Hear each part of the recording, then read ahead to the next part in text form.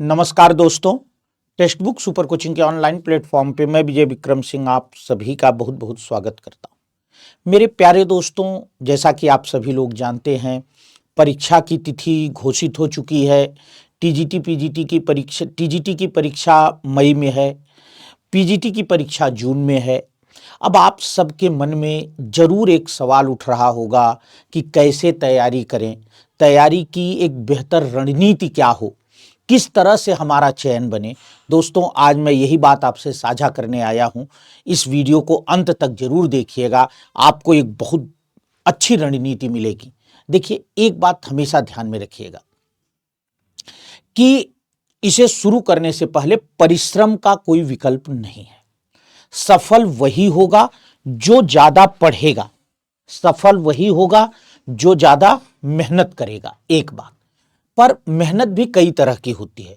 कुछ smart work करने वाले लोग होते हैं, कुछ होते हैं मेहनत करते हैं पर उन्हें पता नहीं कैसे करना है। तो मैं दोनों लोगों के लिए एक रणनीति लेकर के आया हूं। आइए शुरू करते हैं।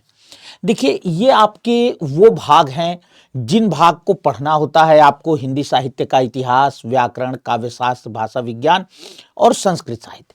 पहली बात तो यूपी टीजीटी पीजी का सिलेबस बहुत बड़ा है, क्योंकि कहीं भी इतना ज़्यादा किसी भी एग्ज़ाम में नहीं आता है, पर यूपी टीजीटी पीजीटी में बहुत ज़्यादा सिलेबस है। तो इसलिए जो है, आप लोगों के लिए सबसे पहले तो इतना ज़्यादा पढ़ना, इसे कवर करना पड़ेगा।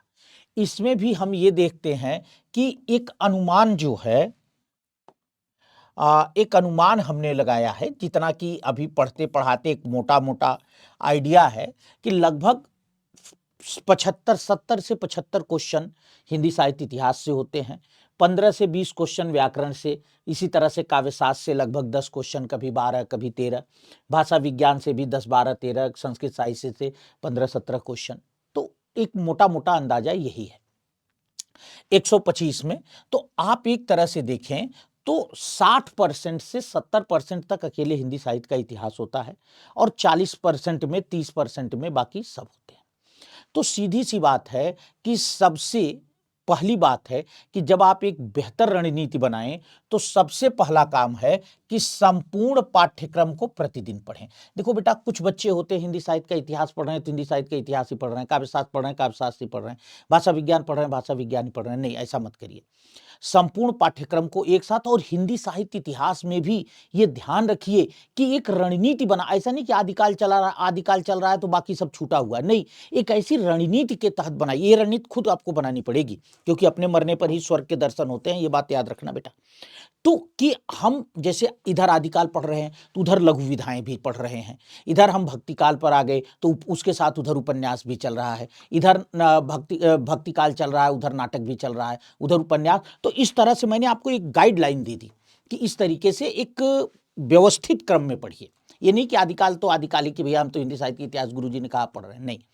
दूसरी चीज है कि जितना भी देर आप पढ़ें उसका 50% टाइम हिंदी साहित्य इतिहास को दें, क्योंकि उसी से चयन बनेगा तो सब पर हिंदी साहित्य इतिहास का रोल ज्यादा है।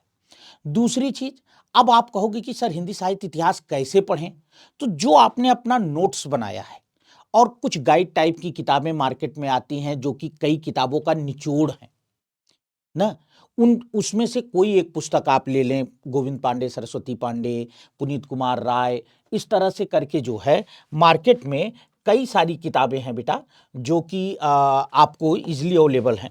आप उन किताब ऑनलाइन भी मिलती हैं, आप उन किताबों में से किसी भी किताब को लें, उसे विधिवत पढ़ें, बार बार पढ़ें, पूरा रिवाइज करें, याद कर डालें उसे, अपने नोट्स को याद कर डालें, और जब भी पढ़ने बैठें तो रिवीजन जरूर करें। जो कल तक आपने पढ़ा है उसे दोहराएं। एक दिन ऐसा समय निकालें कि आज 2 घंटा जितना पीछे पढ़ा है 10 दिन में 15 दिन में वो सब रिवाइज करूंगा। क्योंकि याद रखना, परीक्षा ये नहीं देखती आपने पढ़ा कितना है, परीक्षा ये देखती आपको याद कितना है। ये बात मेरी कहीं लिखकर टांग लेना, ठीक है। इसलिए अब बिना पुनरावृत्ति के पढ़ना बिल्कुल बेकार है।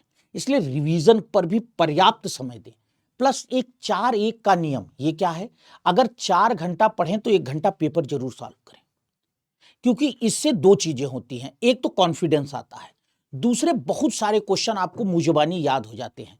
तीसरी चीज क्या है कि बार बार जब आप प्रैक्टिस करते हैं, और प्रैक्टिस ऐसे नहीं कि बस एक बार लगा दिया, फेंक दिया, उठा के मांग के ले आए, लगा दिया, नहीं, अपनी किताब रखें, जितनी ज्यादा से ज्यादा मार्केट से प्रैक्टिस सेट ला सके लाएं, और अपनी किताब रखें और उसकी व्याख्या को अंडरलाइन करें, अच्छे प्रश्नों को अंडरलाइन करें और उन्हें बार बार देखें ताकि वो आपको याद आ जाए।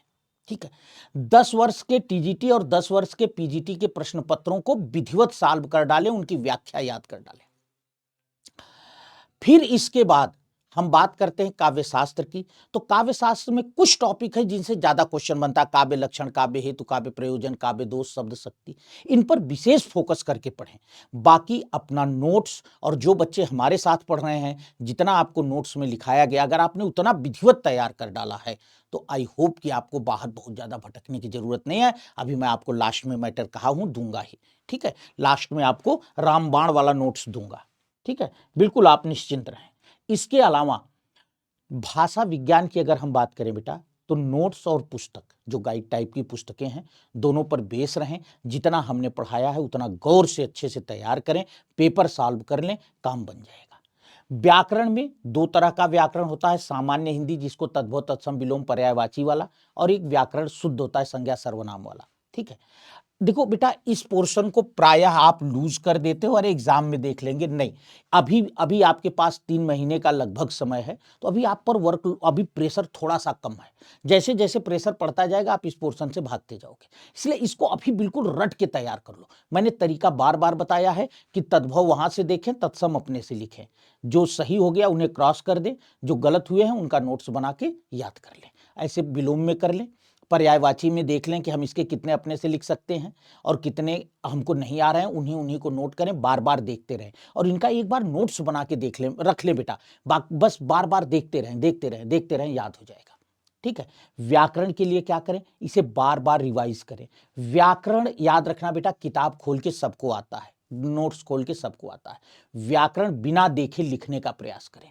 संज्ञा क्या है, संज्ञा के कितने भेद हैं, क्या है, कैसे, उसको बिना देखे रफली लिखें। और हाँ, हर चीज लिख कर पढ़ें। लेट के पढ़ने वाली, बैठ के पढ़ने वाली, सो के पढ़ने वाली ये आदत छोड़ दें।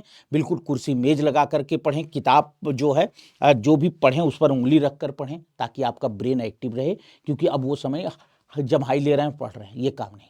संस्कृत में जहां सबसे ज्यादा बच्चा मार खाता है, क्योंकि मुझे पता है जितने बच्चे भी यहाँ हिंदी टीजीटी पीजीटी देते हैं उसमें 80% क्या 85% ऐसे होते हैं जिनका बेसिक संस्कृत नहीं होता है, वो सिंगल सब्जेक्ट से कॉम्बिनेशन बनाते हैं।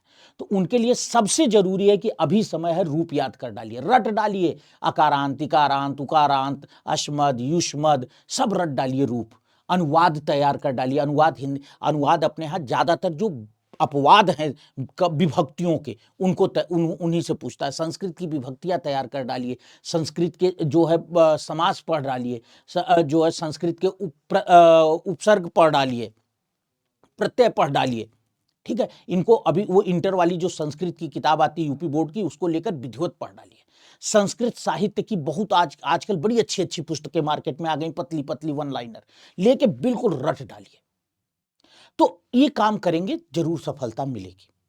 अब एक प्रश्न लास्ट में आपके दिमाग में आता है, यार लोग कहते हैं शुक्ल जी की किताब, हमने तो आज तक शुक्ल जी को पढ़ा ही नहीं। लोग कहते हैं नगेंद्र की किताब, हमने तो आज तक नगेंद्र को पढ़ा नहीं। मत पढ़ो, छोड़ दो। क्या पुस्तक पढ़ें? बिल्कुल नहीं पढ़े, नो। अब समय नहीं है पुस्तक पढ़ने का। कोई नहीं कहेगा ये बात मैं कह रहा हूं, क्यों? क्योंकि जब हम किताब पढ़ते हैं 80% ऊपर से निकल जाता है, 20% भी मिल जाए तो बहुत अच्छी बात है, नहीं तो 10% ही मिलता है। अब हमारे पास इतना समय नहीं है कि हम 90% वेस्ट करके 10% लें।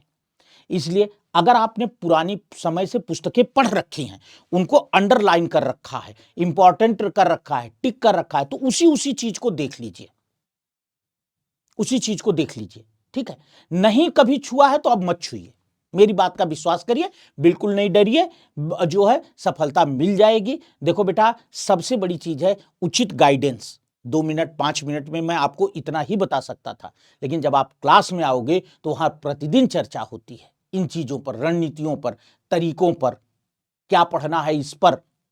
ठीक है, तो टेक्स्ट बुक सुपर कोचिंग आपके लिए लेकर के आया है इंड ऑफ जनवरी सेल। जी हाँ, इंड ऑफ जनवरी सेल। इसमें बेटा आपको यूपी टीजीटी पीजीटी का कोर्स मात्र मिल रहा है 949 में, 18 महीने की वैलिडिटी के साथ। इसमें आपको VIJAY विजय कोड यूज करना होगा।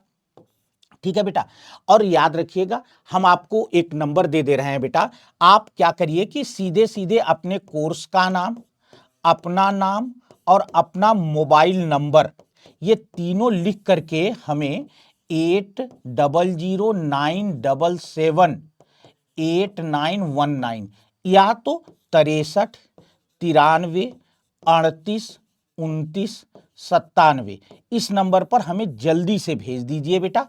ठीक है, फटाफट, और एडमिशन लीजिए। और मेरे प्यारे बच्चों, मैं आपको विश्वास दिलाता हूं कि अगर हमारे साथ जुड़ेंगे तो सफलता जरूर मिलेगी। इसी तरह की रणनीति बातें समय समय पर मैं आपके लिए लेकर के आता रहूंगा जो है। और जो भी नए साथी इस वीडियो को देखें, टेक्स्ट बुक सुपर कोचिंग के टीजीटी पीजीटी चैनल को सब्सक्राइब जरूर करें। और हमारा टेलीग्राम चैनल है Hindi by Vijay Vikram sir, इस टेलीग्राम चैनल को ज्वाइन कर लें। वहां आपको PDF, पढ़ने के तमाम मैटर, सब कुछ मिलता रहता है। बहुत बहुत धन्यवाद।